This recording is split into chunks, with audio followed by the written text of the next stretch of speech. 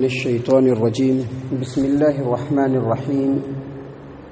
إن الذين كفروا بآياتنا سوف نصليهم نارا كلما نضجت جلودهم بدلناهم جلودا غيرها ليذوقوا العذاب إن الله كان عزيزا حكيما والذين آمنوا وعملوا الصالحات سندخلهم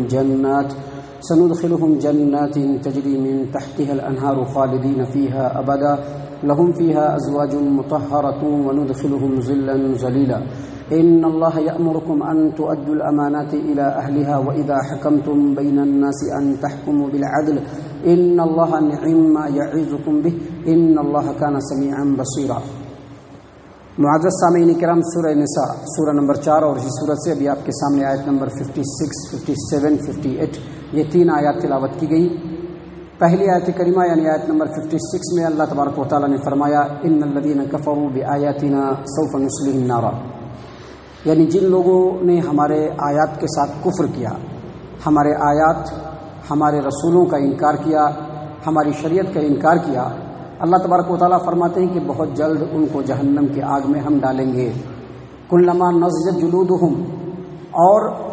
جب وہ جہنم کے اندر ڈالے جائیں گے تو جہنم کی آگ اس کو چاروں طرف سے گھیر لے گی اور ان کے اوپر عذاب لگاتار ہوتے رہے گا۔ اللہ فرماتے ہیں کہ کلما نضجت جلودہم، جب بھی ان کے چمڑے جل جائیں گے، جھلس جائیں گے، جل کر کے تباہ و برباد ہو جائیں گے، بدلناہم جلودا غیرہا، تو اس کی جگہ پر دوسرا چمڑا آ جائے گا۔ ایک چمڑا جلا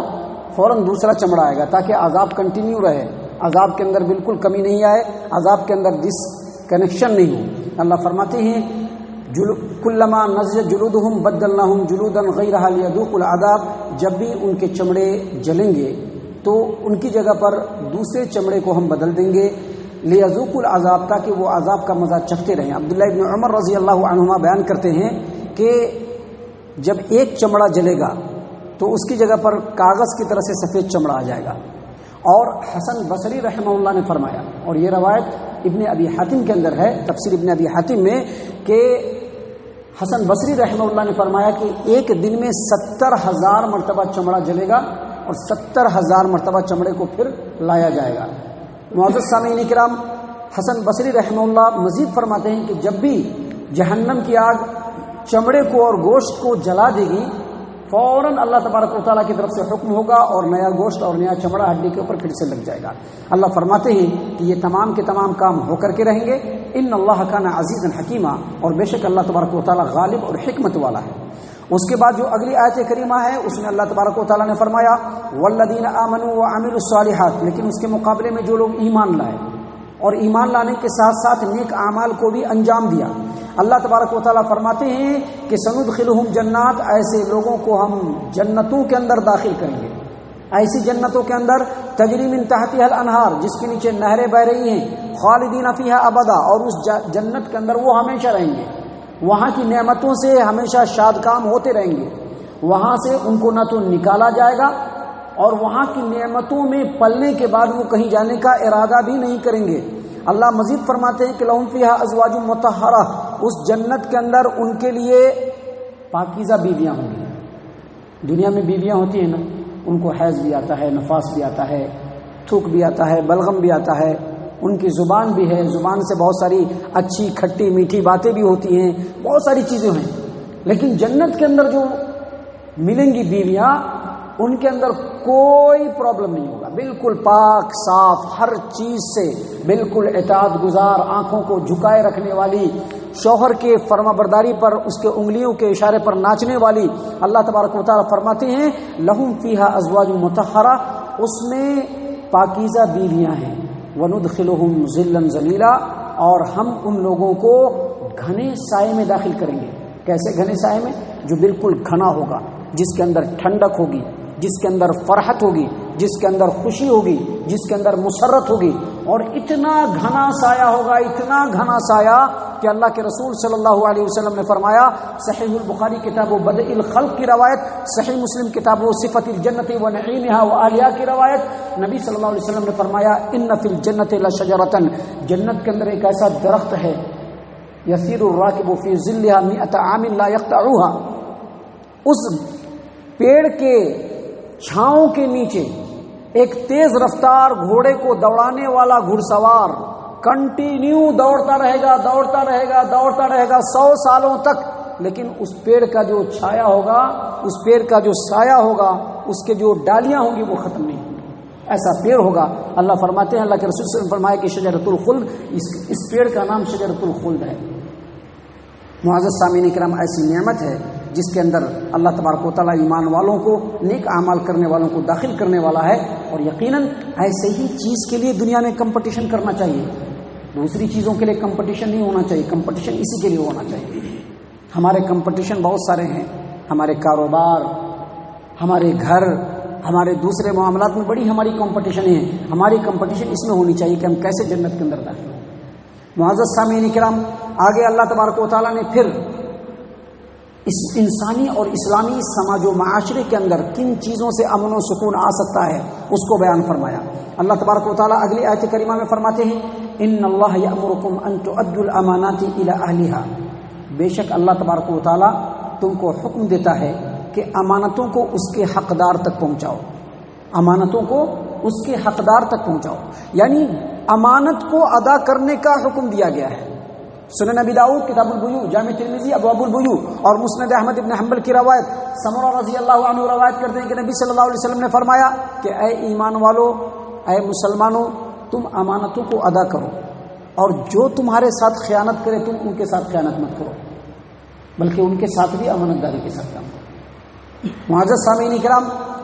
یہ جو آیت کریمہ ہے، ان اللہ یأمرکم ان تؤدوا الامانات الی اہلہا، بے شک اللہ تبارک و تعالیٰ تم کو حکم دیتا ہے کہ امانتوں کو ان کے حقداروں تک پہنچاؤ،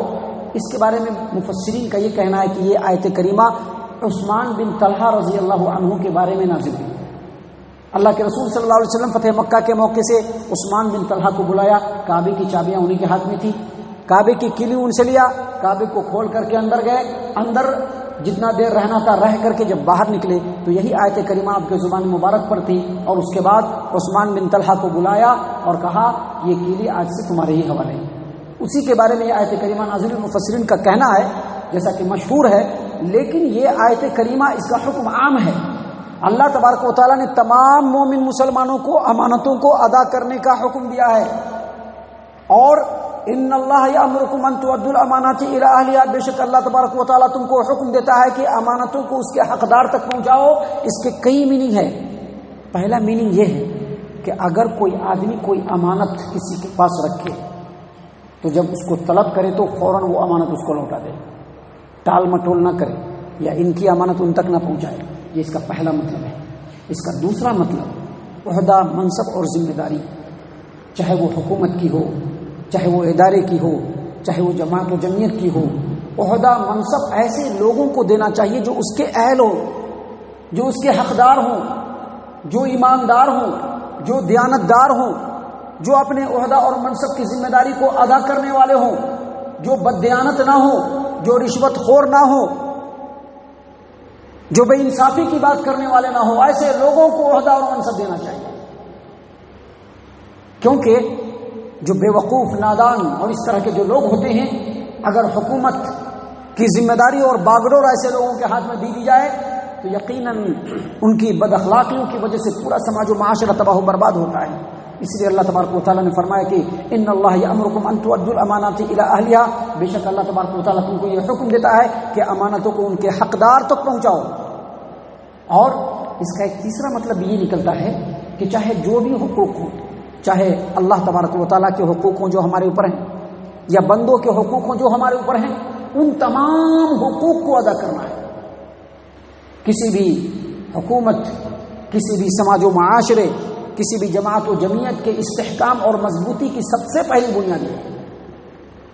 کہ امانت کو کمپلیٹلی ادا کیا جائے،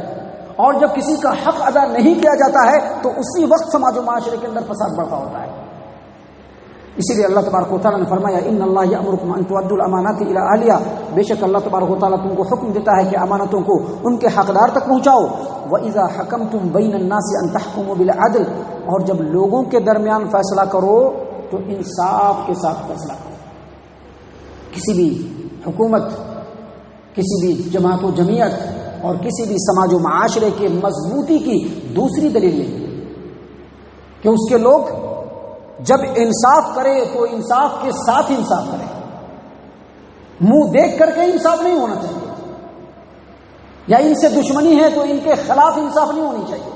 اگرچہ یہ حق پر ہیں لیکن ان سے ہماری دشمنی، یہ آدمی ہم کو پسند نہیں ہے تو ان کے خلاف ہمارا انصاف نہیں ہونا چاہیے۔ جیسا کہ یہودی اسلام کو جانتے تھے، اسلام کی حقانیت کو جانتے تھے، اللہ تبارک و تعالیٰ کی توحید کو سمجھتے تھے، مسلمانوں کے کیریکٹر کو سمجھتے تھے، اس کے باوجود جب مشرکین مکہ نے یہودیوں سے پوچھا کہ بھلا بتاؤ ہم لوگ بہتر ہیں یا یہ مسلمان بہتر ہیں، تو چونکہ مسلمانوں سے دشمنی ہے، اسلام سے دشمنی ہے، فوراً کیا کہہ دیا کہ نہیں تم لوگ زیادہ بہتر ہو مشرکین مکہ۔ حالانکہ مسلمانوں کی جو پاکیزہ سیرت تھی، توحید کے ان کے اوپر جو ان کا عمل درآمد تھا، جس پاکیزگی کے ساتھ وہ معاشرے کے اندر زندگی گزارتے تھے، ان کے مقابلے میں کفار و مشرکین کی زندگی اتنی الگ تھی کہ ایک عام آدمی دیکھے تو پہچان لے کہ کون بہتر ہے کون بہتر نہیں ہے، لیکن محض اسلام دشمنی کی وجہ سے یہودیوں نے اس طرح کی بات کی۔ اللہ تبارک و تعالیٰ نے مسلمانوں کو آگاہ کیا اور سمجھایا اور بتلایا کہ اگر اپنے حکومت کو، اگر اپنے سماج و معاشرے کو تم مستحکم، مضبوط، امن و سکون اور عافیت والا دیکھنا چاہتے ہو تو جب بات کرو تو انصاف کے ساتھ بات کرو، ایک دوسرے کے درمیان فیصلہ کرنا ہو تو عدل و انصاف سے فیصلہ کرو، کیونکہ یہ بہت بڑی بات ہے، یہ بہت بڑی بات ہے۔ دنیا کے اندر اگر آدمی انصاف کا دامن تھام کر کے رہتا ہے تو کل قیامت کے میدان میں اللہ کے رسول صلی اللہ علیہ وسلم نے وعدہ کیا ہے کہ بے شک انصاف کرنے والے کل قیامت کے دن رحمان کے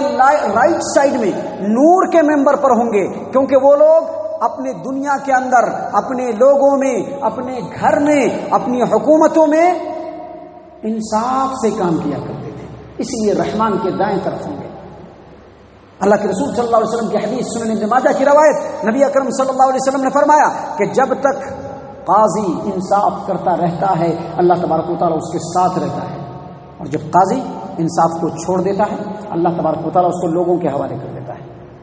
بہت ہی گہری باتیں ہیں جس کے اوپر غور و فکر کرنا بہت ضروری ہے۔ ہم مسلمان ہیں، ہم اگرچہ اس دنیا کے اندر زندگی گزار رہے ہیں لیکن ہمارا ٹارگٹ، ہمارا ایمبیشن، ہمارا ہدف جنت ہے جس کو حاصل کرنا ہے۔ اگر اس کو حاصل کرنا ہے تو ان حکموں کے اوپر عمل کرنا پڑے گا۔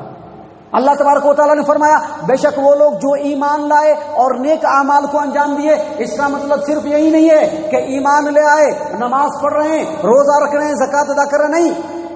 بلکہ جن جن شعبوں اور ڈپارٹمنٹ اور فیکلٹیز میں اللہ تبارک و تعالیٰ نے جس طرح کا حکم دیا ہے اس طرح سے عمل کرنا، دراصل یہی عمل صالح ہے۔ اللہ کے رسول صلی اللہ علیہ وسلم کی طرف ایک حدیث بیان کی گئی ہے، جس حدیث کو الترغیب الترہیب اور تاریخ ابن عساکر اور دیگر کتابوں کے اندر نقل کیا ہے کہ اللہ کے رسول صلی اللہ علیہ وسلم نے فرمایا، کیا فرمایا؟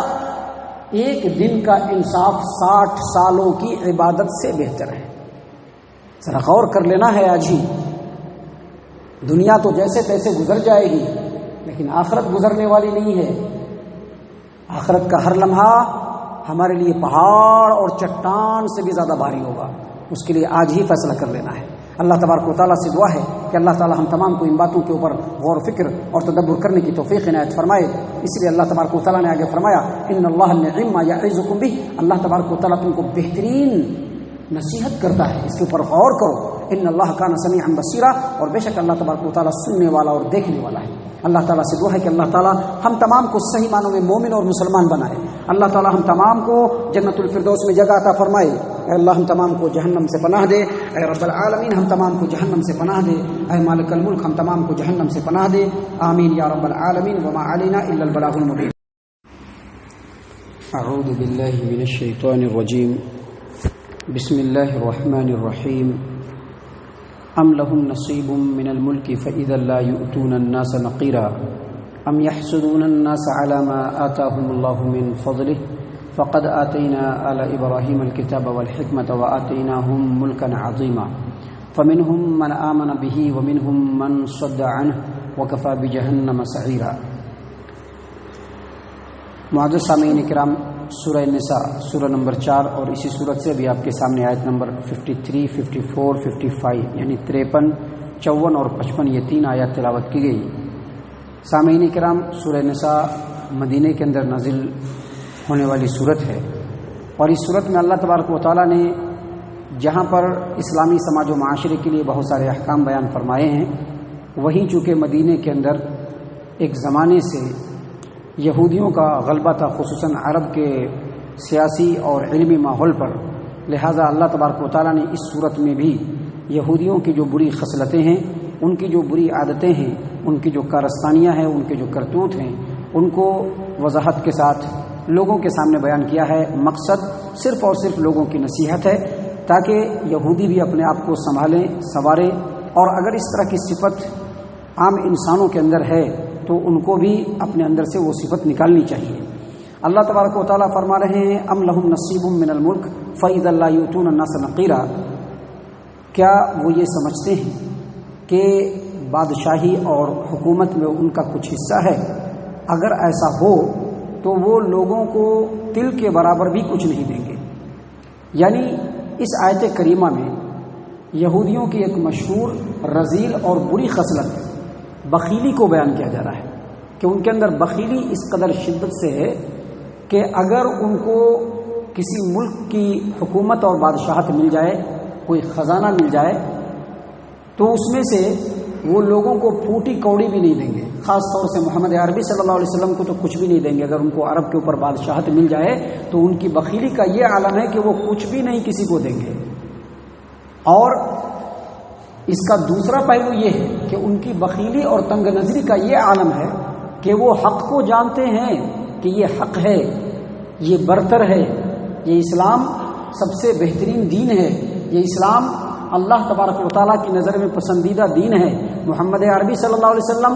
آخری نبی اور رسول ہیں، ان کے اوپر ایمان لانا یہ نجات کا ذریعہ ہے۔ لیکن تنگ نظری اور بخیلی کا یہ عالم ہے کہ محمد صلی اللہ علیہ وسلم پر جو لوگ ایمان لانے والے مسلمان ہیں ان کے مقابلے میں وہ کفار و مشرکین کو بہتر سمجھتے ہیں۔ یہ ان کی تنگ نظری اور بخیلی کا عالم ہے۔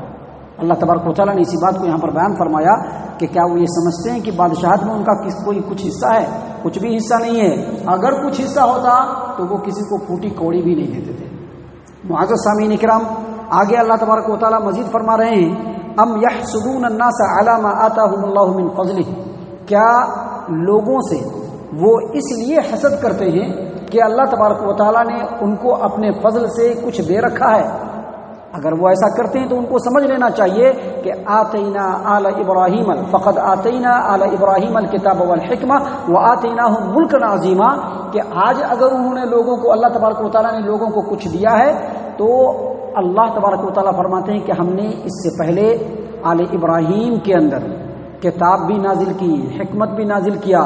اور ان کو عظیم بادشاہت سے بھی نوازا۔ یہاں پر اللہ تبارک و تعالیٰ کا یہ کہنا کہ کیا وہ لوگوں سے اس لیے حسد کرتے ہیں کہ اللہ تبارک و تعالیٰ نے اپنے فضل و کرم سے لوگوں کو کچھ دے رکھا ہے، یہاں پر لوگوں سے مراد مسلمان ہیں جو روز بروز ترقی کا رستہ طے کر رہے تھے۔ روز بروز اللہ تبارک و تعالیٰ ان کو طاقت و قوت میں مضبوط کر رہا تھا، روز بروز اسلام کا نام سربلند ہو رہا تھا، اس لیے وہ لوگ جل بھن کر کے کباب ہو رہے تھے کہ مسلمانوں کو روز بروز ترقی مل رہی ہے اور یہودیت روز بروز ذلت و پستی میں جا رہا ہے۔ امام طبرانی نے اپنی کتاب المعجم الکبیر کے اندر عبداللہ ابن عباس رضی اللہ عنہما کے تفسیر کو نقل کیا ہے کہ یہاں پر لوگوں سے مراد ہم لوگ ہیں، یعنی مسلمان، یعنی مسلمانوں کو اللہ تبارک و تعالیٰ نے جو دین دیا، جو نبی دیا، جو کتاب قرآن دیا، اور جس کے اوپر عمل کرنے سے مسلمانوں کو اللہ تبارک و تعالیٰ ترقی دے رہے ہیں، اس سے یہودی لوگ بڑے حسد کرتے ہیں۔ اللہ تبارک و تعالیٰ نے کہا کہ حسد نہ کرو، ہم نے آل ابراہیم کے اندر نبوت، کتاب اور حکمت کو نازل کیا۔ یہاں پر آل ابراہیم سے مراد ابراہیم علیہ السلام سے لے کر کے اللہ کے رسول صلی اللہ علیہ وسلم، کیونکہ جتنے بھی نبی ہیں سب ابراہیم علیہ السلام کے اولاد میں، جتنے بھی نبی ہیں، یہاں تک کہ نبی اکرم صلی اللہ علیہ وسلم بھی ابراہیم علیہ السلام کے اولاد میں ہیں۔ تو اللہ تبارک و تعالیٰ نے یہاں پر فرمایا کہ ابراہیم کے اولاد کو ہم نے کتاب اور حکمت سے بھی نوازا، نبوت سے بھی نوازا، اور ان کو بڑی عظیم بادشاہت بھی دی، جیسے کہ یوسف علیہ السلام کو اللہ تبارک و تعالیٰ نے بڑی عظیم بادشاہت دی، داؤد علیہ السلام کو، سلیمان علیہ السلام کو اللہ تبارک و تعالیٰ نے عظیم بادشاہ بنایا، اور نبوت بھی انہی کے اندر تھا۔ یہاں پر کہنے کا مقصد یہ ہے، اللہ تبارک و تعالیٰ یہ بتلانا چاہ رہے ہیں کہ اگرچہ پہلے آل اسحاق میں حکومت تھی، اور آل اسحاق جو ہے انبیاء بھی اس میں سے ہوا کرتے تھے اور بادشاہ بھی ہوا کرتے تھے، لیکن اب معاملہ چینج ہو رہا ہے۔ اب آپ لوگوں نے پرانا سبق اللہ اور اس کے رسولوں کا بھلا دیا ہے، نبیوں کے رستے کو آپ نے چھوڑ دیا ہے، آپ کے اندر دنیا پرستی، حسد، بغض اور عداوت بہت زیادہ آ گئی ہے۔ آپ لوگوں نے اللہ تبارک و تعالیٰ کے حکموں کے مقابلے میں دنیا کو ہمیشہ پریفر کیا ہے، ترجیح دیا ہے، لہذا اب آپ کو ہٹایا جا رہا ہے، اور ان کی جگہ پر کن کو لایا جا رہا ہے؟ جو آل ابراہیم میں سے ہی مسلمان ہیں ان کو لایا جا رہا ہے، نبی صلی اللہ علیہ وسلم اور ان کے ماننے والوں کو اب دیا جا رہا ہے۔ دراصل اس آیت کریمہ میں مسلمانوں کے لیے بھی بہت لطیف نقطہ ہے، بہت باریک نقطہ ہے کہ آج ہماری ذلت و رسوائی کا سب سے بڑا سبب یہی ہے